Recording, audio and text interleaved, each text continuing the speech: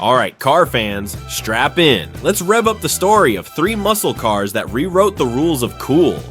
First, the Ford Mustang. More than a car, it was a movement. Fun fact, 24,000 Mustangs sold on day 1. That's not a launch, that's a stampede. Next, the Dodge Charger. Power, style, and a growl so fierce, it stole the screen in over 500 movies and TV shows. It's Hollywood's favorite bad boy. Finally, the Chevrolet Camaro. In the 60s, the ZL1 wasn't just powerful, it was a street-legal rocket. Which one gets your engine running? Let me know below.